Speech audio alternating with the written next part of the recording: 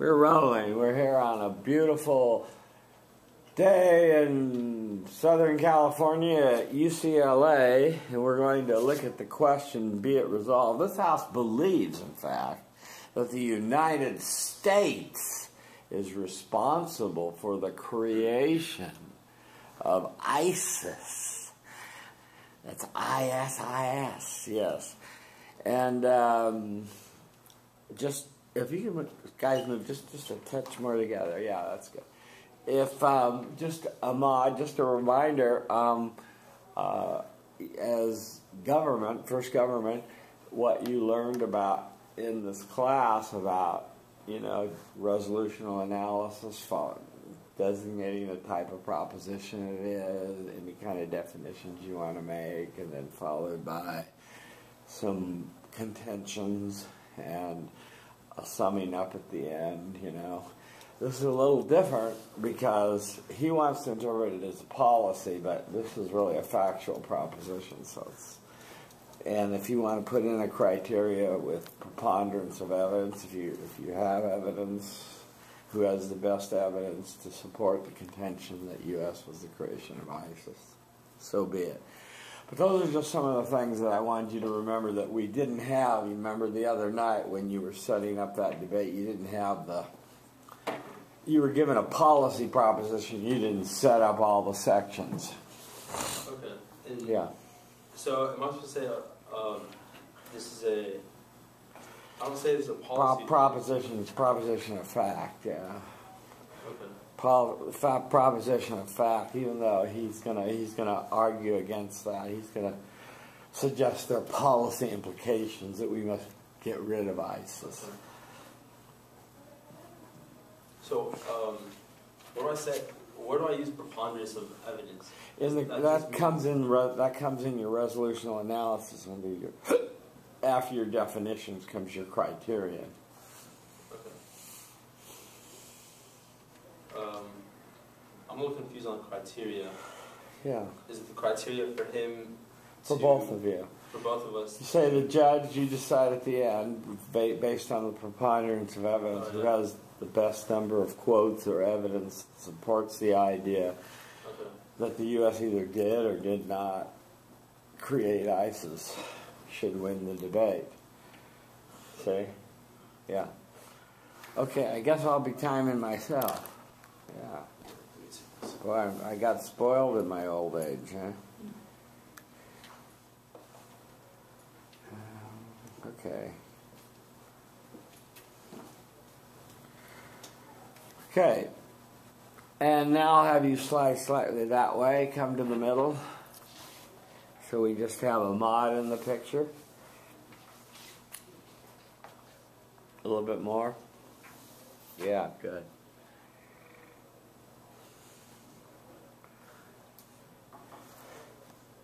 Okay. Call this House to order. The chair recognizes the leader of the government for constructive not to exceed 4 minutes in length on the factual policy question. Is the United States responsible for the creation of ISIS? Thank you.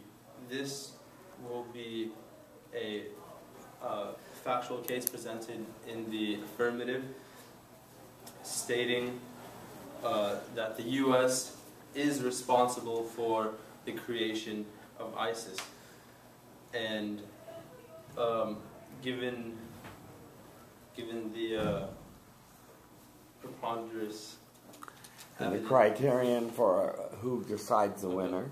Given the criterion for who decides the winner, we will see the judge's education. That way. Okay. There you go. Okay. Good. So beginning with the problem is that ISIS is the problem, and that is a spillover effect of the U.S. occupation of Iraq in 2003. And it is the United States' responsibility. Now, we will see how big the problem really is. That's 3 left.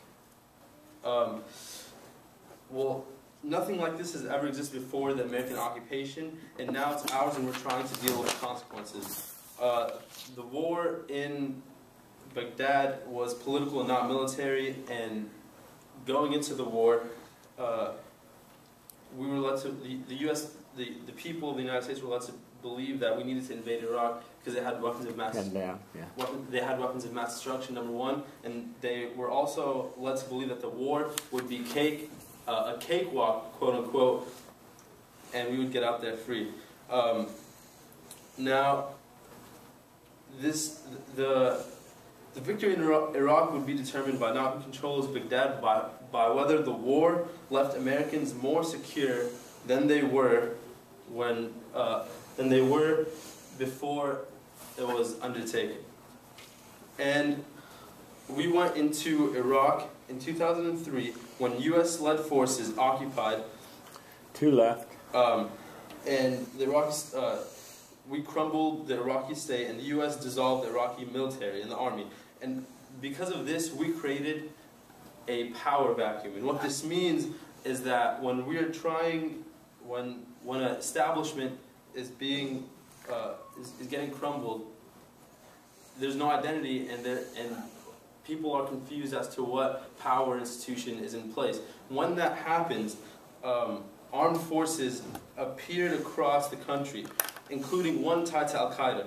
This group went through many leaders, including Zarqawi, that was killed in 2006 American airstrikes, according to BBC and Washington Post articles.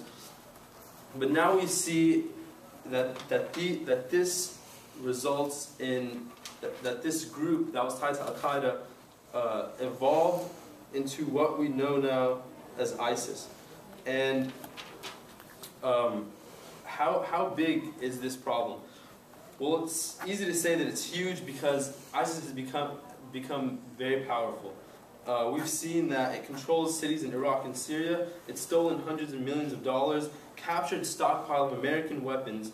In 2010, when Baghdadi took it over, it was called Islamic State of Iraq. In 2011, it sent troops to Syria and changed the name to ISIL, Islamic State of the Levant. And by 2014, it controlled parts of Iraq and Syria, including oil fields, armed itself with American weapons captured by ISIS from the Iraqi military. And it didn't only attack Syrian.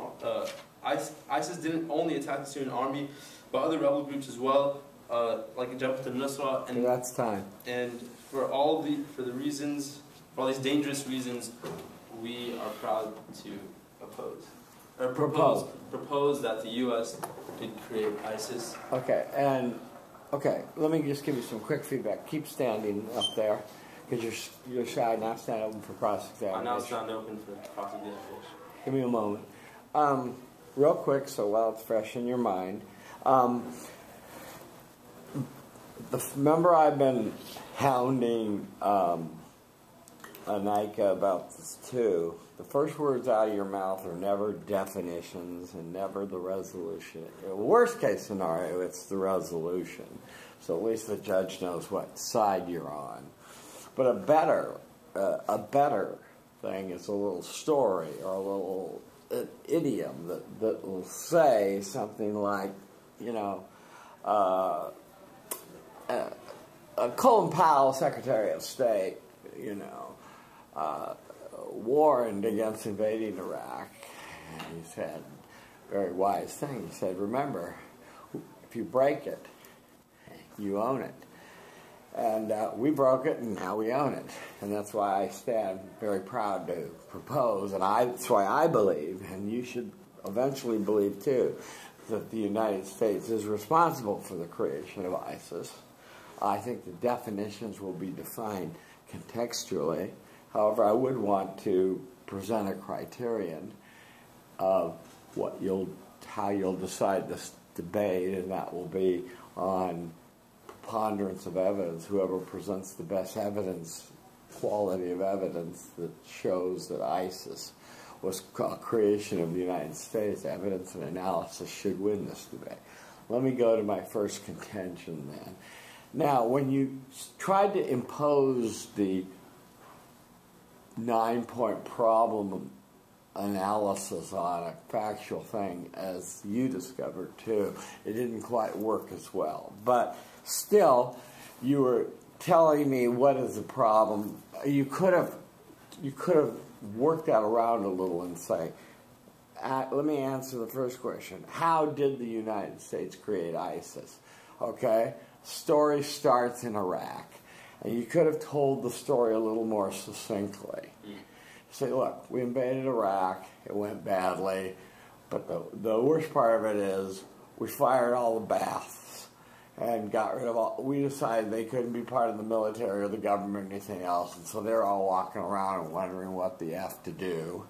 And you've got to somehow mention the two tribes, right? The Sunnis, right? And the Shia. That's right. That's got to be a little succinct part of your story. And you see, and then you were right in the Al-Qaeda offshoot, and now they've become big. That was, you got the core of the story. And I don't know if you read the Atlantic article, but if you didn't, you should, because that has a good thumbnail history on the origin of ISIS. But I hope that helps you get a better idea, and watch this, but of how to kind of put together. And then the ending, what I wanted to say is, and don't talk from your seat as you're sitting down and holding your pencil, but finish your speech up there and say, and that's why I'm proud to propose it. That's why I believe the U.S. is responsible for the creation of ISIS. I now stand open for cross-examination. Okay? All right.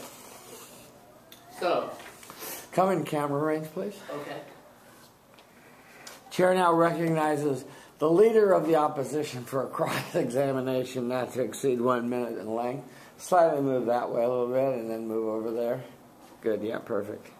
Okay, you mentioned that the United States' involvement in Iraq created a power vacuum, and that is the reason that ISIS was created. If this is the case, why is it that the United States' involvement in other countries in the past did not create entities similar to ISIS? Well, one of the biggest reasons is because we stayed there so long. Hand out of your hand. We stayed in Iraq for so long that we kept destabilizing their military. Not only that, but we destabilized their government for a decade. All right, so if you say that it was our involvement in Iraq that created ISIS, and I believe that you're suggesting that maybe that was a mistake, what was the alternative response to 9/11? Well, originally we went in there for weapons of mass destruction, and we should have done better research in finding that they actually did not have weapons of mass destruction. And not only that, but we were also told that the war would be a cakewalk and we'd be out of there within a month. 6 months into this, we found out that not to be the case. Okay, given ISIS's growth and Al-Qaeda's growth and spin-off into ISIS, what's to suggest that that growth wasn't natural? Because there were multiple areas that ISIS, there were multiple regions that Al-Qaeda did grow in, and that one was a direct response in that time frame. So. Okay, that's time. Thank you.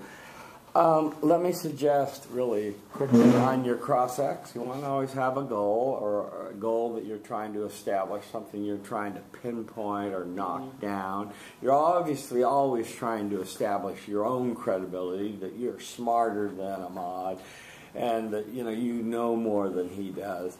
And but that's tricky. As we saw in the case of Shireen, you can't be too aggressive, you can't be too pushy, then it'll turn against you.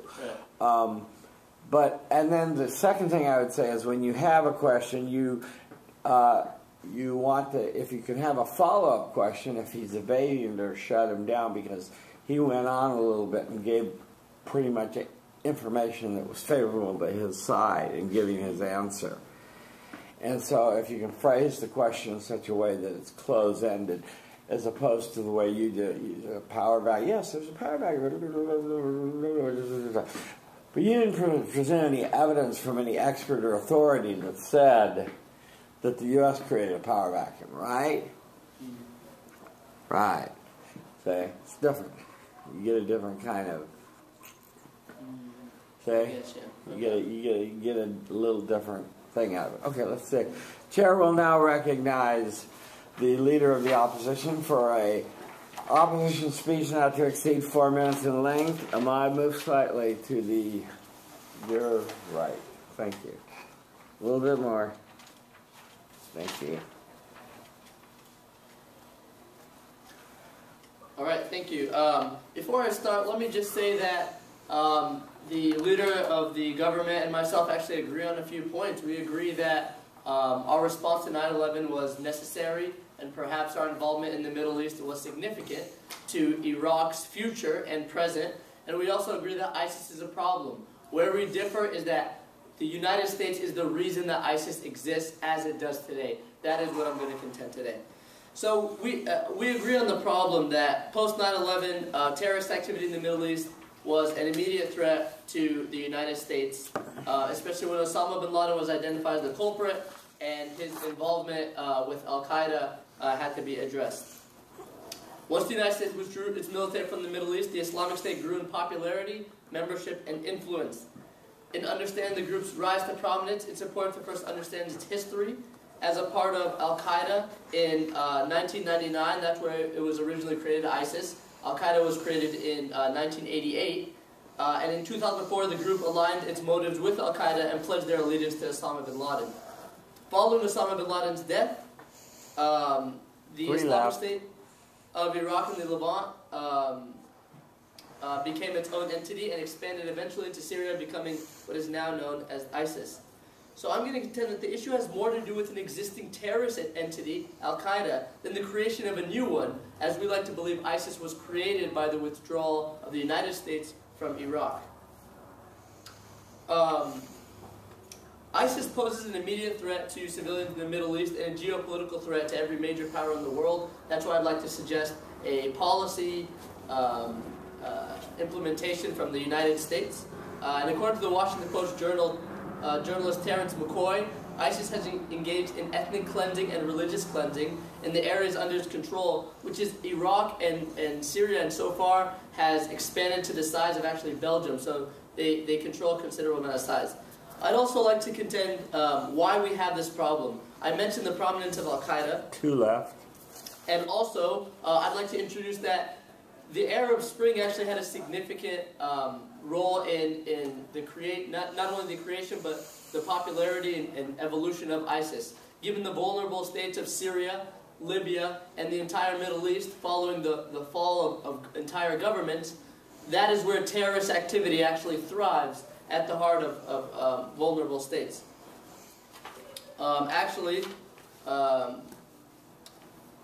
In an article titled "Has the Arab Spring Failed?", Egypt, Syria, Tunisia are described as being in a state of normal vulnerability following the revolution.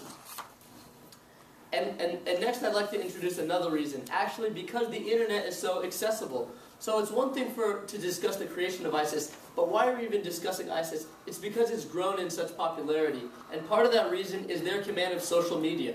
Their ability to reach out and recruit members and make themselves known has been incredibly effective, and we have to address that, which brings me to my solution.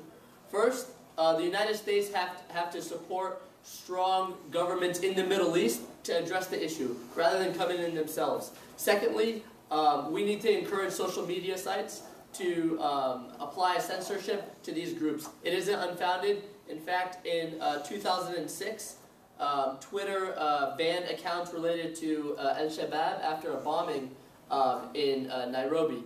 So it is very much possible. And lastly, the U.S. needs to focus its efforts on stabilizing and revitalizing the Middle East territories that ISIS attacks in the states of vulnerability. Therefore, for all these reasons... I believe that ISIS... I do not believe that... Oh, okay. I do not believe that the United States is responsible for ISIS. For the creation of ISIS. I now stand open. For cross-examination. Okay. Give me just a moment. Hossein,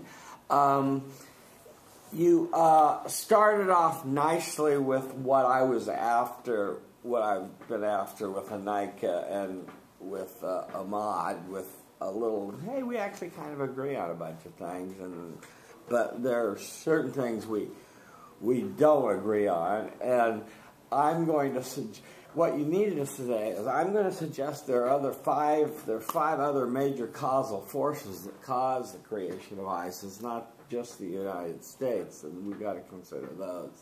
So let's quit this blame game on the United States. A little preview like that would have, been helpful. Your history was good. When you watch yourself tonight on YouTube, you're going to see that you're reading a little bit too much, and you're not qualifying your sources. Now remember, he set up a criterion for who has the most evidence. So far, it's you. You have qualified sources and people that you've cited, experts that have said, here are the reasons it was created. For example, your best piece of evidence was ISIS was created 3 years before the U.S. went into Iraq, right? So, 1999, right? So, this is, stress that with your voice. See, before we were in this area. See what I'm saying? Yeah. And then, so then you punch on second reason, the Arab Spring, and then third, go on with your second causal force that caused the creation, the Arab Spring. These were all good thoughts. This was good analysis of counter-causal reasons why ISIS came into being, not just the U.S. purging the baths out of Iraq. Yeah. That didn't help, grant that, but these other things contributed. And so now I've got a doubt in my head. See? You had... I don't feel so much about what's the solution in this debate. We're not really going there so much. Yeah. And but I think that you wrote it up, and so you wanted to get through it. And I think it's natural for people to want to do it. So let me just quickly comment on your possible solutions for getting rid of ISIS.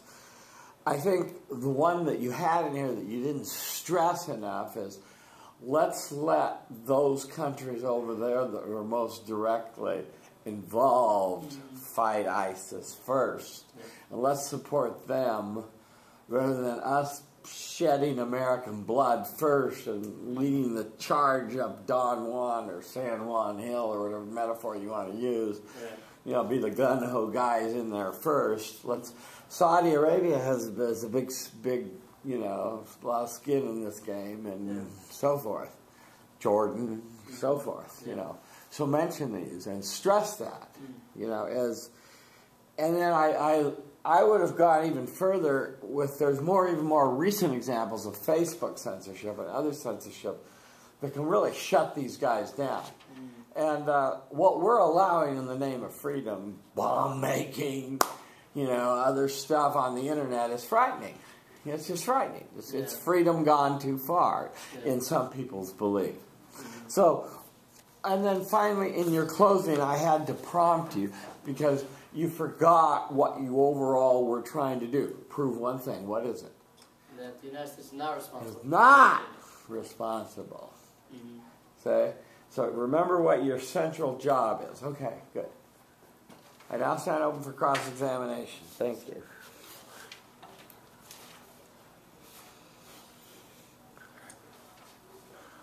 Okay.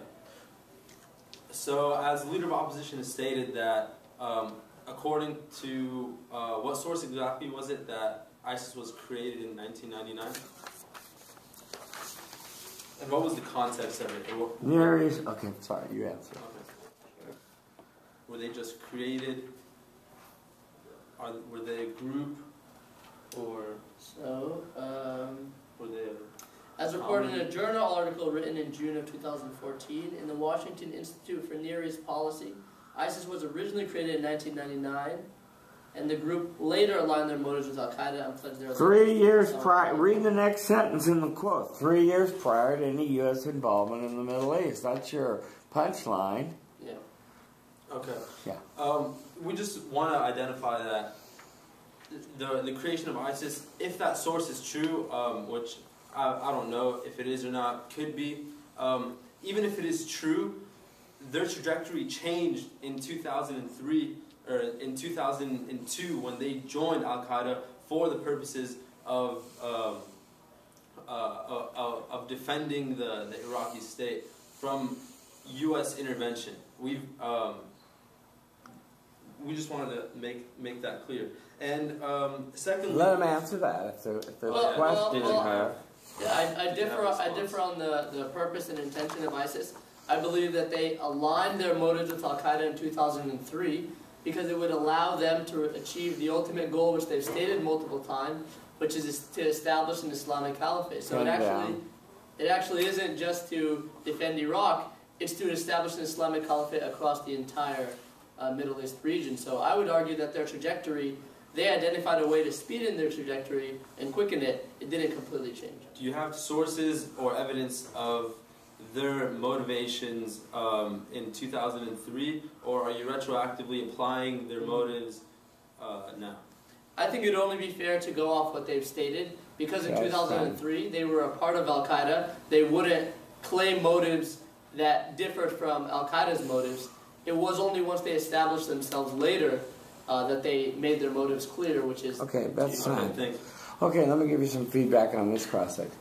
Again, same comment I made to him, have a goal. Have a goal. And when you ask him to repeat evidence, it's pretty good evidence for his side. You're not forwarding your cause so much, you know. And he didn't know enough to take advantage of it. Didn't take advantage of it as well as he could have, but he could have. You know, he could have read that quote and really stressed it. You know, 3 years before America was even in the Middle East. Yeah. Secondly, repetition of a point. You know, if you really need to have it clarified, that's good. But it's better to go after these counter-causal forces that he was after and try to whip those away. The Arab Spring and those sorts of things. Okay? Okay. Okay. Chair will now hear a rebuttal from the leader of the government. Okay, from the government, sorry. Yeah, move way over. Thank you. Okay.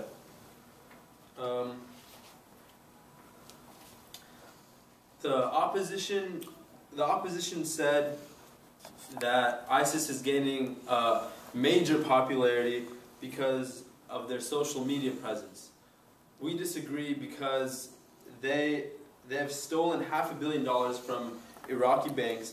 They've used smuggling, extortion, oil sales, and private donations to grow their wealth overall. They've bombed Egypt has bombed ISIS targets in Libya, creating unrest in the Middle East. Jordan pilots were killed because of ISIS.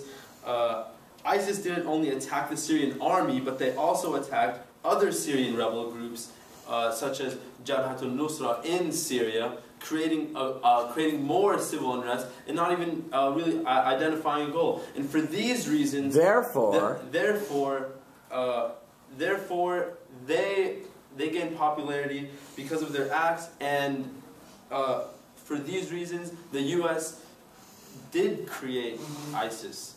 Yeah, see, it doesn't really ring true, does it? No, because you were just saying stuff. Yeah. But it doesn't go to your central proposition. You were trying to refute what he was saying. Yeah. But it doesn't go back to the significance of your proposition. But keep going. I'll give you... you're doing the 4 steps refutation, which I'm very happy about, because I want to see more of that. Do it again. Okay. Do another one.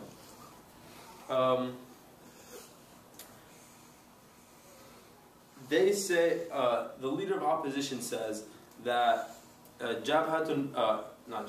ISIS was created in 1999 and the U.S. had no particular involvement, and it was an organic formulation of a rebel group. We disagree because the U.S.'s involvement in Iraq that has crumbled institutions such as the government and the military has provided more than enough reason for ISIS to change trajectory of their original intentions. They've provided enough reason. The U.S. involvement in Iraq has provided enough reason for ISIS to change their trajectory and become a terrorist group. And even if the original formulation of that group wasn't directly related to the U.S., its goals and motivations now are directly related to the U.S. And for these reasons, we believe that the U.S. created ISIS. Okay, good. Let me stop you there. Let me give you some feedback on that refutation. Okay, you're learning the 4 steps, which is great, and you're learning to think on your feet, which is great. You're learning to pick an issue that's important enough in the debate that has to be refuted. Okay, remember that. You don't just refute anything or everything, but pick the most important ones. And, well, you chose to talk about that it was the creation in 1999, and you can dismiss, okay, 6 guys got together in 99, so what? They didn't really get going until the U.S., ran with their tails between their legs and left all this equipment and everything on the ground and everywhere and left this big fire vacuum, kicked all the bass out. He doesn't deny my original analysis that it was that. That was the big thing that gave them the organizational impetus and power. Oh, these Baathists are great at organizing things and running things. After all, they ran Iraq. See?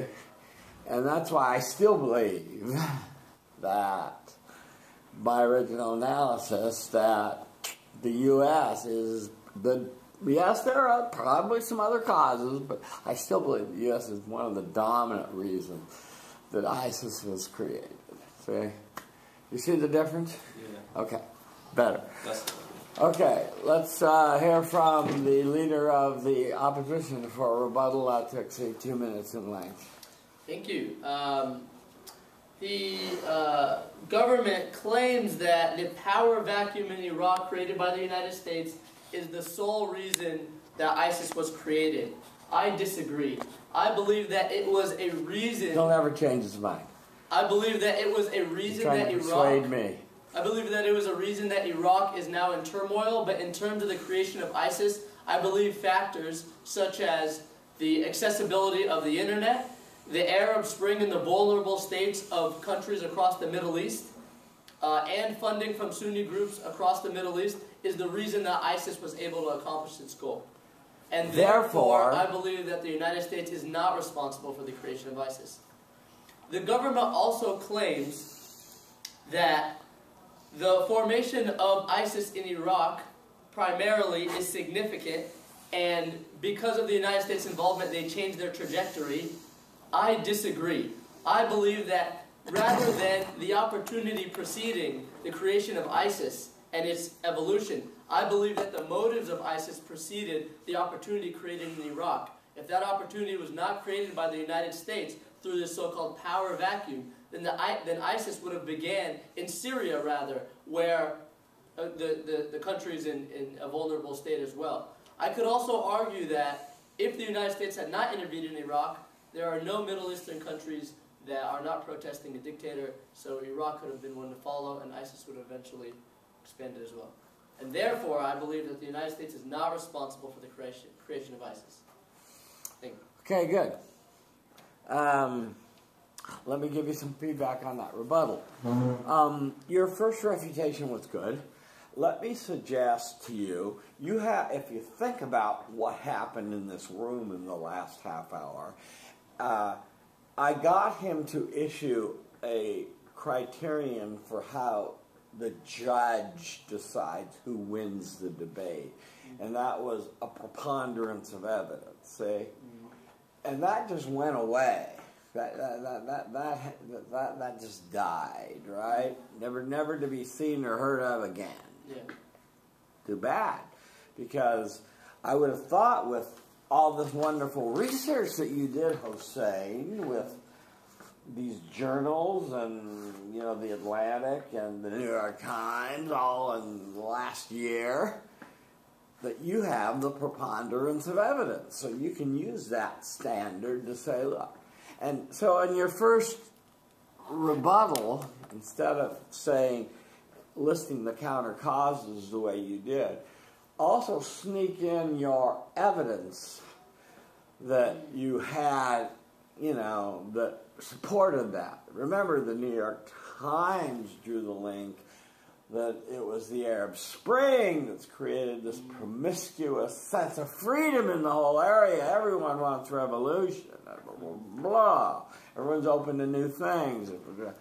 And on and on. And the Journal of the Asian Study, I'm making some, but the true, and 3, the Atlantic, and what does ISIS want, said,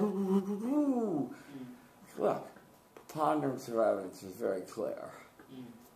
And you have nothing, there's a lot of reasons that ISIS has been created. The United States had a small role, but it's not the major reason. And you should have a reasonable doubt. He's presented no evidence whatsoever. You know, the victory clearly goes to the opposition in today's debate. And you can very easily conclude, Judge, Mr. Judge, or your honor, or whatever you want to call your judge by his name, you know, that not, the big not word, is not a creation, see? And go back to your resolution as the final words out of your mouth. So that's how I would do, that's how I would have handled that rebuttal, okay? Yeah. Okay, good. Thank you. Great. Thank you. So I hope that helped. Yeah, it did. Good. That was good. Yeah. Well. So that one, when you guys debate and you guys practice for debates, you guys don't use this model. What's the problem? How big is the problem? Do you guys use that model? Well, some of the better debaters do, but other debaters are flying by the seat of their pants from what they can think of and remember. But it's good to have a paradigm that you can place. Like, if you know you're doing a policy, it's good to go, okay, I'm in a policy. I can do the 9 steps of policy analysis. And you're not going to get through in a parliamentary debate. You're not going to get through all 9 steps. Probably you're going to get through problem solution. What's the problem? What's the solution? What are my advantages? 3 contentions. You know, right? In a factual debate, you're going to get into a criterion and 2 or 3, you know, factual scenarios that support. In a value debate, you're going to talk about a hierarchy. And what's an example of a value debate? A value debate deals with the question of judgment. Something is good or bad. Should we, I don't know, give houses to the homeless? That one. Should we what? Give houses to the homeless? Should the U.S. No, that's a policy question, but there's also values in there. This house believes that housing should be a human right. Should be a human right, and then the human right is in relation to other human rights. It's an added human rights to the other human rights. Abortion is immoral.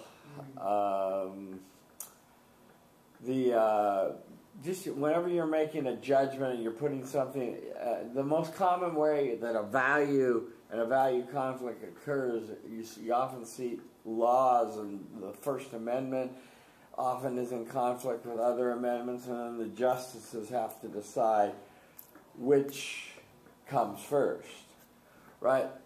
You take the example of, you know, the First Amendment is not absolute, right? No one has the right to yell fire in a crowded theater. So what value then dominates in that context? What can you answer? Safety. Safety. Safety is more important in that context than your free speech. Yeah. See? Yeah. So. Okay. Yeah, I've got if you want to catch the door. Okay, so we're good. Alrighty. Thank you for taking time to do that. All right, I'll post this tonight so you guys can enjoy it. Sounds good. We'll get some talk soon. Alright, thanks, Professor. Bye. Take care. I can't believe this battery lasted. It usually runs out quick. Well, when I use those AAAs, not the square things. You got the rechargeable batteries. Yeah, well, yeah, it was killing me in my pocketbook. This comes out of my own pocket, so. I was buying AAAs from Costco. It was just killing me, so I finally got the rechargeables.